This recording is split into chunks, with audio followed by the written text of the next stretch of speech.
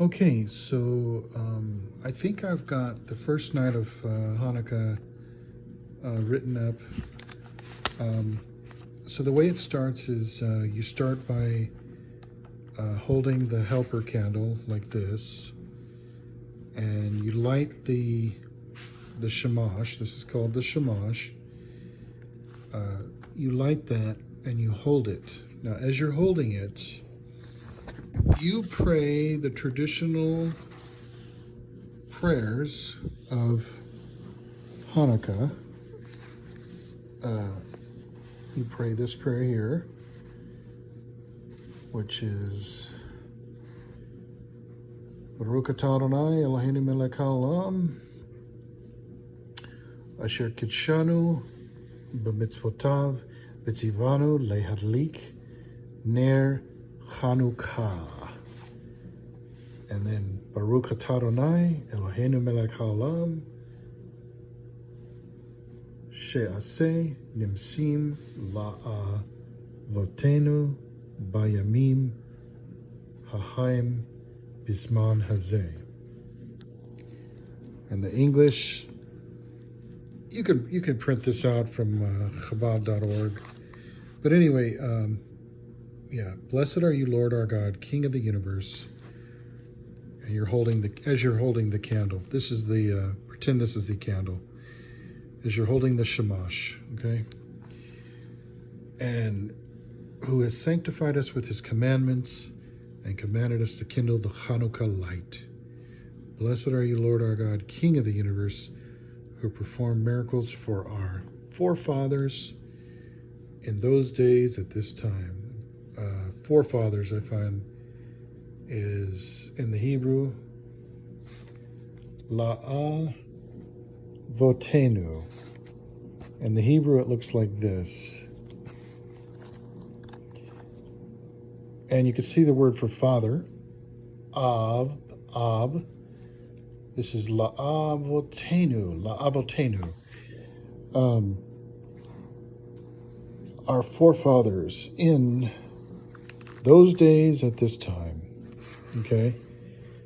Now, after you, typically in a traditional Hanukkah lighting of the Hanukkiah, after you pray these two prayers, also on the first night you pray an extra prayer right here, okay? Baruch atah Adonai Eloheinu melech haolam shechekianu vekimanu vehigianu lizman hazeh. Blessed are you, Lord our God, King of the universe, who has granted us life, sustained us, and enabled us to reach this occasion.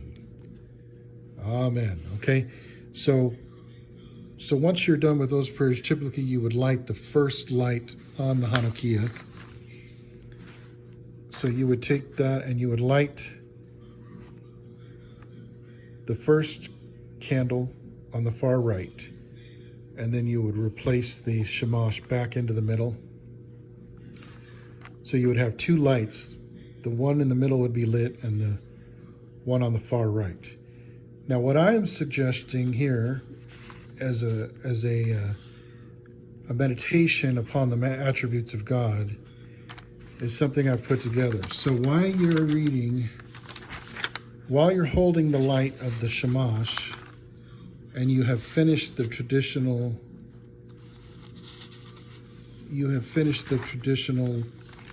prayers, okay? I have put together this little meditation or reading, and so pretending that this is the candle, I would be holding it and I would be reading this. In the beginning, God filled all. When he decided to start creating, he allowed a space for creation to exist. From beyond creation, at the highest point, God exists at the crown. This is called Keter, which is the crown above all creation. No one can understand Keter because God's thoughts are higher than our thoughts. But we understand that from Keter, God created everything. From the crown of creation, God allowed his light to shine into creation and to bear his image in all things. Okay, the first light which God revealed, okay, the first light which God reached down into the sacred space was with his Spirit, okay? And this is the light that I'm holding, okay? But his light was still hidden, and you can even kind of hide the light like that, and not perceptible in the sacred space. Okay. His Spirit hovered over the deep. Then God said, "Let there be light." Okay? And that, at that point, light the first candle, and then put the shamash back into the middle area there. And then we finish reading this here, which is, and this is the light that was revealed.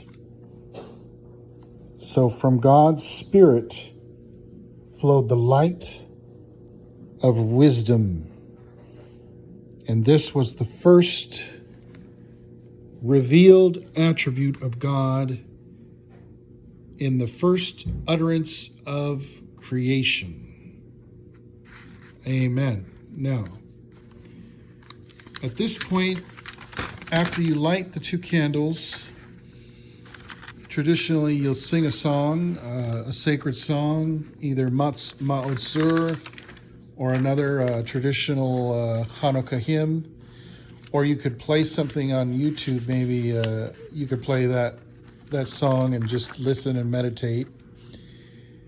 And then, because you're supposed to relish the light now, you're supposed to bask in it, And so after the song, I have put down as a suggestion the reading of 1 Maccabees chapter 1, 1 through 15. And then a discussion afterward about how that relates to wisdom and the first utterance of creation, okay? And then to read the first commandment and to discuss how that is related to wisdom. And I've gone over this in some of my other videos about how wisdom is related to the first commandment and the first utterance. Now in this one, like for example, the key verses are 14 and 15, where it says, "They built a gymnasium in the Gentile style at Jerusalem. They removed their marks of circumcision and repudiated the Holy Covenant. They intermarried with Gentiles and they sold themselves to evil." So essentially this basic teaching is the group of renegade Jews rejected God's wisdom in rejecting his covenant. They rejected the first light of creation, which is God's wisdom, okay? So this talks a little bit about why why God allowed the punishment to come upon them. But so this is, and then, from here, after you're done, reading this, like depending on which night you want to have a bigger celebration, on one of the 8 nights, you could either do it on the first night but you would have the dreidels with the kids, and the chocolate coins, do all that stuff. Or you could play guitar and sing worship songs, or you could do the latkes. You could do the making of the latkes, or and also have the jelly donuts, the souffleur, all that, and then you just let the Hanukkah lights burn down for at least 30 minutes, and then just naturally bring the evening to a close. So that's basically, I got to do the same kind of thing for each night and each attribute, but that's the first night of wisdom, and then I'll be doing one for understanding, knowledge, mercy, might, beauty, victory, honor, and actually up here is Keter, and we talked about Keter.